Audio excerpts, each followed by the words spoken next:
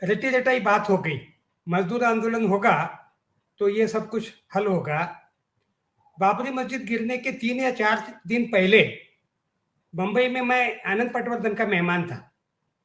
आनंद ने कहा कि सुरेश, आपको आज अगर कोई और व्यस्तता न हो तो शिवसेना और बीजेपी छोड़कर सभी मजदूर नेताओं की एक मीटिंग मुंबई में हो रही है और आप उसमें चलिए मेरे साथ में।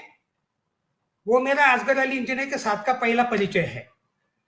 मैं भागलपुर के दंगे के ऊपर 90 से काम कर रहा हूँ, तो आनंद ने कहा कि आप थोड़ा भागलपुर पे असगर अली जी को बोल के हम आपको एक 2-4-5 मिनट बोलने का मौका देना चाहते। मैं गया।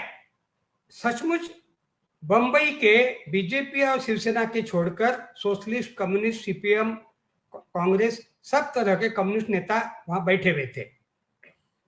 मैं उनको कई लोगों को पर्सनली भी जानता था। लिटरली मैक्सिमम 60 से ऊपर वाले लोग थे। वसंत खानोलकर थे, मेधा पाटकर के पिताजी, शरद राव थे, नरेंद्र तिड़के थे इंटक के, सीटू के थे, आईटक के थे। मैं देखा कि वो पूरे दिन भर की चर्चा में बाबरी मस्जिद के 6 दिसंबर के दिन हमने मुंबई में क्या करना है, तो कोई बोल रहा था हम ह्यूमन चेन बनाएंगे, कोई बोल रहा था हम चौपाटी में जनसभा करेंगे, कोई बोल रहा था शिवाजी पार्क में करेंगे। तो आनंद ने इंसिस्ट करके मेरा नाम आगे बढ़ाया, तो असगर अली जी ने मुझे इजाजत दी बोलने के लिए कि बोले सुरेश खैरनार बिहार के भागलपुर के दंगे में काम करते हैं, तो उनको हम थोड़ा समय देते हैं। मैंने बोला मैं भागलपुर के ऊपर नहीं बोलूंगा। भागलपुर, मालेगांव, अहमदाबाद सब एक ही होते हैं। मैं जिंदगी में पहली बार महाराष्ट्र के और मुख्य रूप से बंबई, जिसको औद्योगिक नगरी भी बोला जाता है, इसके सब मजदूर नेताओं के बीच में मैं बैठा हूं, बीजेपी शिवसेना छोड़कर। और मैं आपको सबको दावे के साथ कहता हूं कि आपका मेजॉरिटी कैडर जो है मजदूर, जिसके बलबूते पे आज आप यहां बात कर रहे हो, वो यहां पट्टी बांधकर मंदिर वही बनाएंगे कि नारे देते हुए अयोध्या गया है। मैं अपने आंखों से देखते हुए आ रहा हूं। और आपको आश्चर्य लगेगा, बाबरी मस्जिद गिरने के बाद मुंबई में भी दंगे हुए। लार्सन एंड ट्यूब्रो और बॉम्बे पोर्ट ट्रस्ट, इनके मैनेजमेंट ने गेट के ऊपर बोर्ड लगा दिए, माइनॉरिटी कम्युनिटी के मजदूरों ने काम पे नहीं आना है, आएंगे तो अपनी लिस्ट पे आएंगे, हम उनकी जिम्मेदारी नहीं लेते। और आप सब लोगों को बड़ा धक्कादायक लगेगा, एक भी मजदूर नेता या एक भी मजदूर यूनियन सामने नहीं आई। और मुंबई में क्या हुआ, क्या होते रहा, ये तो समय समय की और भी आगे की डेवलपमेंट्स है। भारत का वर्तमान मजदूर, भारत का वर्तमान जो भी तथाकथित संगठित क्षेत्र का भी जो भी कोई हम अपने लोग समझते हैं, वो सब के सब आज की तारीख में सैफ्लनाइजेशन के कलर में शामिल हो गए हैं। हाँ, बोनस उनके अपने आर्थिक मांगों के लिए वो जरूर लाल झंडे के नीचे आ जाते हैं। जैसे नर्मदा बचाओ आंदोलन में विस्थापन को लेकर निमाड़ में किसान इकट्ठा हो जाते हैं, लेकिन वही किसान अभी जो दंगा हुआ पिछली बार, उस समय या बाबरी मस्जिद के समय, या मैं किसी धरने में बैठा था वहां निमाड़ में, किशन पटनायक जी भी थे साथ में, और किशन जी को बोला गया था कि वर्तमान परिस्थिति पे बात कीजिए। मेधा जी का अनशन चल रहा था। किशन जी ने जो भी अपनी समझ के अनुसार बताया, तो एक किसान देवराम भाई पाटीदार, जो मेधा पाटकर के साथ में जिनेवा तक गया है, उसने किशन पटनायक को हुट आउट किया। मैंने रात को देवराम भाई पाटीदार को पूछा, तो उसने कहा कि हमको राजनीति का पाठ आप लोगों से नहीं सीखना है, हमको सिर्फ बांध के बारे में आप लोगों की भूमिका चाहिए। बाकी हम बीजेपी कांग्रेस में बटे हुए लोग हैं, निमाड़ी लोग, हमको राजनीति पाठ नहीं पढ़ाना। ये नर्मदा बचाओ आंदोलन का 25-30 साल के आंदोलन का वास्तव है। पहले इन बातों का हम स्वीकार करें। हम कम्युनिस्ट, सोशलिस्ट, गांधीयन सब लोग पहले ये स्वीकार करें कि आज की तारीख में पोलराइजेशन की बीमारी हमने हमारे अपने खुद के घरों में हो चुकी है। हमारे घर इंटैक्ट नहीं है। इस कारण आज की तारीख में ये जो बाकी खिली हुए इन्होंने, कल ही मैंने एक वेबिनार में बोला, मनुस्मृति के जलाने के दिवस के बहाने कल हम एक अलग चैनल पे बैठे हुए थे, मैंने कहा कि आज की तारीख में ओबीसी है किसके साथ में? ओबीसी का पूरा के पूरा कुंबा, भागलपुर दंगे से लेकर गुजरात के दंगे तक का अगर आप देखोगे, मैंने खुद लालू यादव से मुलाकात करके भागलपुर दंगे के ऊपर कार्रवाई करने की मांग की थी, और लालू यादव ने कहा था हम कार्रवाई नहीं करेंगे। क्यों? सबके सब ओबीसी मंडल कैटेगरी के लोग हैं।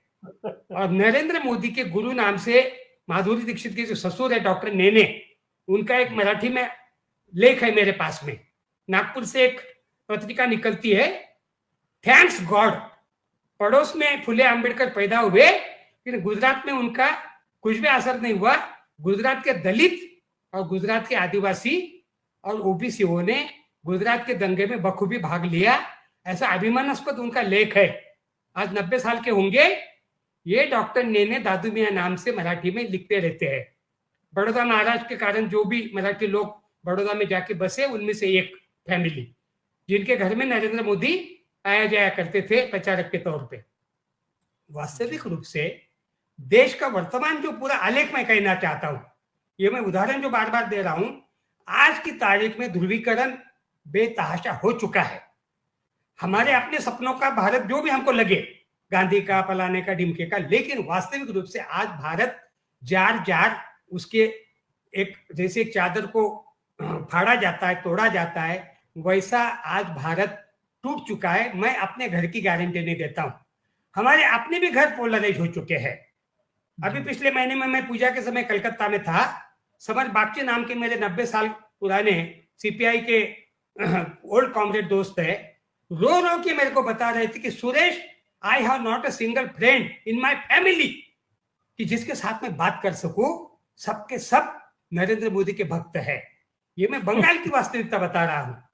तो ये जो पूरा जो चित्र जो बन चुका है, देखिए टेक्निकली कौन मुख्यमंत्री बनता है, किनकी सरकारें आती है, इसको छोड़ दीजिए। 25-30 साल से ध्रुवीकरण का जो भी अलग अलग, अरुण जी ने अच्छा उदाहरण दिया बाबरी मस्जिद का, बिल्कुल मैं तो कहूंगा कि 49 से भी कहा तो भी कोई गलत नहीं होगा। इस देश की ध्रुवीकरण की राजनीति को 1925 से इसी नागपुर में दसरे के दिन से गति देने की जो कोशिश की गई, अभी आने वाले 25 को 100 साल पूरे होने जा रहे, और मैं स्वीकार करता हूं इसके विरोधी तंजीम का अध्यक्ष रह चुका हूं राष्ट्र सेवा दल का, कि हम फेल है, वो पूरे सक्सेसफुल है, और हिंदू राष्ट्र बनाने में वो कामयाब हो चुके। ये वास्तव स्वीकारने के बाद में इसको डील करने के तरीके क्या हो सकते हैं, वो ढूंढने का हमने अब प्रयास करना चाहिए। अन्यथा हम अपनी पुरानी उन्हीं तर्कों में, उन्हीं बातों में अगर हम बात करेंगे, देखेंगे, तो हम कहीं नहीं पहुंचेंगे। आज का वास्तव पोलराइजेशन का है, और पोलराइजेशन हमारे अपने घर तक आ चुका है। उसको रोकने के लिए लामबंद होना है। उसके लिए हमने कौन कौन से तौर तरीके इस्तेमाल करने हैं, कैसे साधनों से जाके भिड़ना है, ये प्रज्ञा सिंह जैसे लोगों के ऐसे वक्तव्य के बहाने, हमको सिर्फ प्रज्ञा सिंह को अरेस्ट करने में मुझे कोई विशेष रुचि नहीं है, वो टेक्निकली हो भी जा सकती दिखाने के लिए, उससे बात रुकने वाली नहीं है। क्योंकि ऐसी प्रज्ञा सिंह दर्जनों है, हजारों की लाखों की संख्या में है। वहां पर एक तेजस्वी नाम का लड़का है जो साउथ बंगलोर से चुन के आया है, उसके खिलाफ के चुनाव में मैं गया था, किस ढंग से वो भाषण करता है। हैदराबाद में उसको, वो अभी भारतीय युवा मोर्चा का राष्ट्रीय अध्यक्ष भी है, और वो भी संसद सदस्य है। हरिप्रसाद को कांग्रेस के गिरा के वो आया है वहां से, कर्नाटक से। तो वास्तविक रूप से आज का जो राजकीय और सामाजिक जो पूरा परिदृश्य है, दलित, आदिवासी, मजदूर, हर तरह के लोगों में ये बुराई चल चुकी है। शबरी के बच्चे अपने आप को समझते हैं। राम पुनियानी चले गए, हम लोग डांग में साथ में थे, इरफान, राम, मैं, और हम लोगों ने वहां डांग में देखा कि भिल लोग हिंदुत्व के बुखार में कैसे तप रहे हैं। 3 लाख भील इकट्ठा हुए थे शबरी कुंभ मेला में। कहाँ है, किस दुनिया में हम खड़े हैं। हनुमान जयंती, राम जन्म दिवस जब मनाया जाता है, उस दिन उत्तर भारत में किस ढंग से लोग लंबे लंबे डंडे हाथ में लेकर किस ढंग से घूमते रहते हैं, और एक कैसा आतंक का माहौल बनते रहता है, वो मैंने अपने आंखों से देखा है। तो इसलिए वर्तमान तारीख में जो पूरा जो परिवेश जो ध्रुवीकरण का हो चुका है, इसलिए प्रधानमंत्री कौन है, मुख्यमंत्री कौन है, उसको भी छोड़ दीजिए। आज की तारीख में समाज पूरा ध्रुवीकरण की प्रक्रिया में चला जा रहा, वो ज्यादा चिंता का विषय है। और उसको रोकने के लिए कौन से टूल्स, कौन से तौर तरीके लेकर हम लोगों में जाएंगे, उसका हम लोगों ने ज्यादा चिंतन करना चाहिए। प्रज्ञा सिंह एक मामूली कलाकार है, ऐसे प्रज्ञा सिंह उनके पास में सैकड़ों है जिनको ले लेकर वो अपना पूरा काम चला ले रहे हैं। एक प्रज्ञा सिंह जाएगी और भी दूसरे सारे लाइन में खड़े हैं। प्रज्ञा सिंह की माँ की उम्र की वो साध्वी ऋतांबरा, याद करो ना, 80 और 90 के दशक में वो किस ढंग के भाषण करती थी, क्या क्या जुमले, कौन सी उसकी जबान क्या थी, एक महिला होने के बावजूद। ये बेटी की उम्र की लड़की, लेकिन वो माँ की उम्र की, और ये औरत किस ढंग से बातें की मुसलमानों को लेके, अल्पसंख्यक समाज को लेके, याद करो। उसके कैसेट उस समय बांटे जाते थे।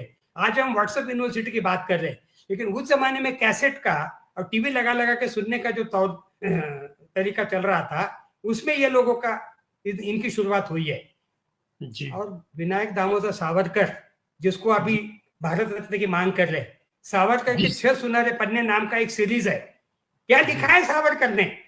सावरकर ने लिखा, शिवाजी महाराज ने कल्याण के सूबेदार की बहू को वापस करके बहुत बड़ी गलती की। कोश्यारी को लेके अभी यहाँ पर बहुत बड़ा आंदोलन चल रहा है, लेकिन कोश्यारी का बाप सावरकर ने शिवाजी महाराज को हड़काया है कि सावरकर ने कहा कि वो औरत को शिवाजी महाराज ने बलात्कारित करना था।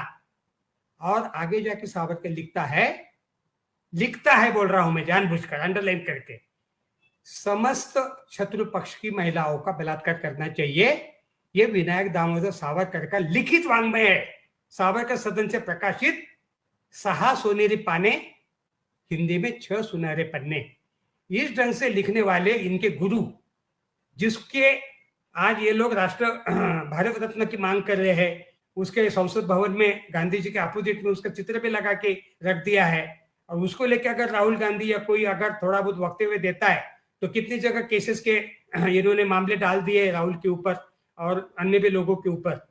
ये जो पूरा अभी आप 153 की अरविंद जी बात कर रहे थे, अरे भाई, ये सब जो प्रावधानों का सबसे ज्यादा प्रभावी उपयोग तो यही लोग कर रहे हैं। हमारे कुमार प्रशांत से लेकर राम पुनियानी से लेकर हमारे जैसे सभी लोगों के ऊपर ये इन्हीं प्रावधानों का इस्तेमाल कर करके कोर्टों में कंधमाल से लेके कहाँ का ये लोग केसेस डाल के इसमें ये एक्सपर्ट हो गए। भारतीय संविधान पर इनका विश्वास कतई भी नहीं है, लेकिन भारतीय संविधान के प्रावधानों का सबसे ज्यादा इस्तेमाल अगर कोई कर रहा है तो संघ परिवार कर रहा है। धन्यवाद। जी सर, बहुत बहुत